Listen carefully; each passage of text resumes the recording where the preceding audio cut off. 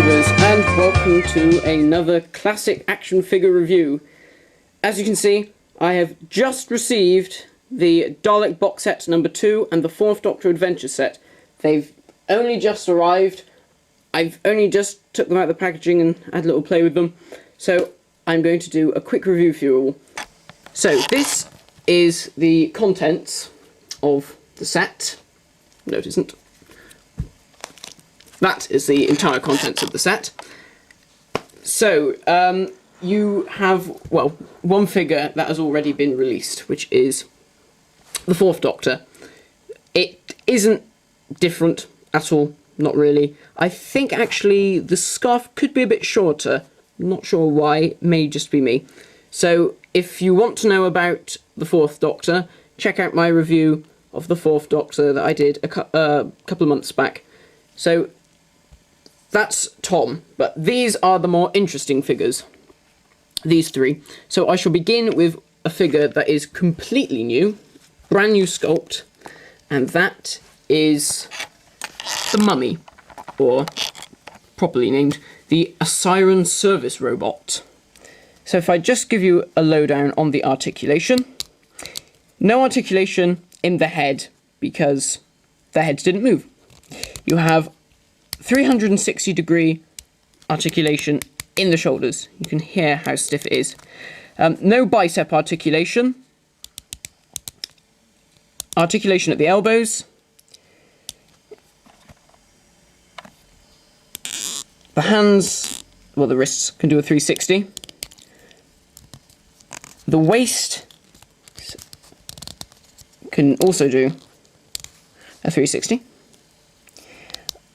Articulation at the hips, practically nil, very little.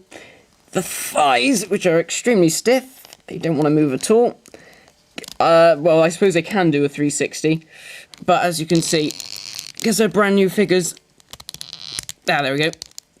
They can do a 360, but because they're brand new, they really don't want to move.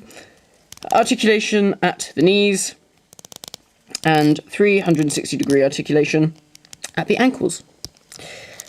So the articulation is quite basic, but I think that that is good because it helps mimic the movement of the mummies more. So the detail on this figure is really good. Lots of layers from the bandages, lots of texture as well, lots of creases, lots of little scratches and indentations to get the feel of the fabric.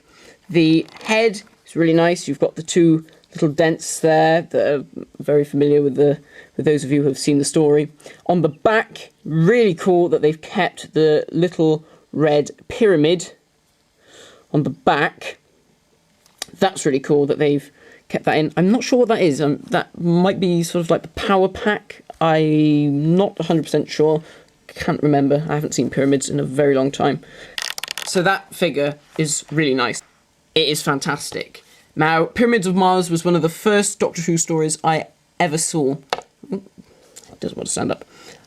I mean, I must have been about 3 or 4 when I first saw this story, and loved it. It is one of the best Tom Baker stories, probably one of the best classic series stories. It's phenomenal.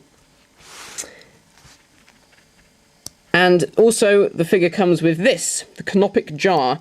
Now, these things are like generators for a force field that Sutek has got Marcus Scarman to put up around the priory in the grounds. Now, this is really cool.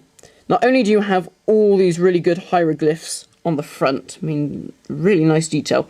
Unfortunately, you can't see it very well, but the colour of the actual jar is slightly speckled, and the texture of it isn't smooth. It's also got quite a speckled sort of feel to it.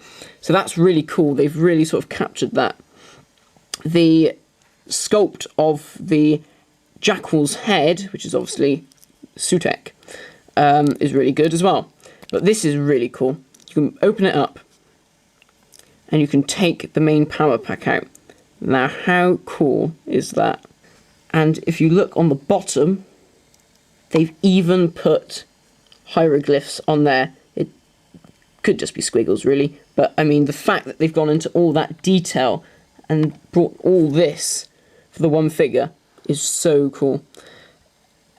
So if this was out when I was a little boy, I would have been so excited. I mean, you can hear how excited I am now, and I'm 17 years old. So that is really nice. An excellent figure. The figure was actually meant to come out in Wave 2, in the proposed Wave 2. Not sure what will happen now with Wave 2, if it will happen at all.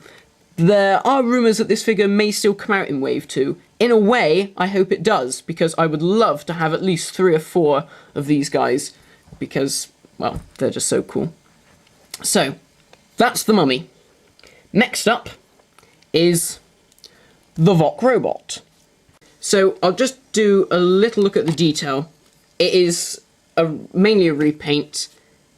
The body has now been painted a reflective green. The face is a different shade of the reflective green, and it has silver details on the face and on the lips. The head sculpt is the same as on the previous releases. And again, this figure comes with stickers. And compared to D84, who had 4 different numbers, this comes with a whopping 19. So I haven't actually stuck any on yet, but I will do so in the near future. So you can have a choice of 19 different Voks. A shame that it is only available in this set, and I hope that this figure does become available separately, because I would like to have a few other V robots to go with my Dums and SV7. Now, for those of you who did watch my review on SV7 and D84, you may recall that I said that this figure, SV7, was meant to have an interchangeable hand with a corpse marker. And no one was really sure why that hand never came with it. Well, we do now. Character Options were obviously saving that hand for this set. There you are.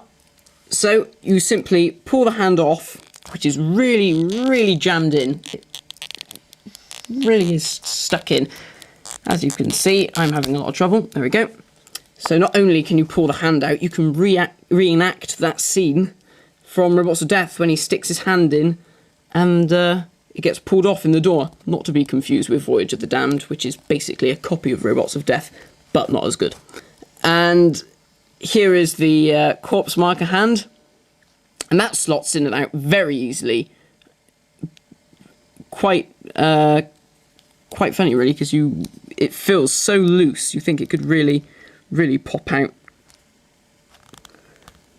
quite easily. So, if you're a fan of Robots of Death, like I am, that's another good figure. And finally, from this box set, we have a Dalek from Destiny of the Daleks. So this Dalek has the same articulation as any normal Dalek, really. Well, this is obviously a suicide Dalek from Destiny of the Daleks, as you can see, with all the bombs strapped around its middle. The body is a Genesis of the Daleks Dalek. It's the same sculpt, and all the bits around here are the same. Unfortunately, with mine, as you can see, they're all very out of line. So the differences with this Dalek and the Genesis Dalek, apart from the colours of different things, the eye stalk is different. There is now only 4 discs, whereas the normal Genesis Dalek, the bombs have been attached. They are stuck on, not removable, which is a bit of a shame, because it would be nice just to have a Dalek like this, just normal. So yeah, it's a nice addition to the set, and perhaps it would be nice to see maybe another one of these with the black, so then you can have a couple of suicide Daleks.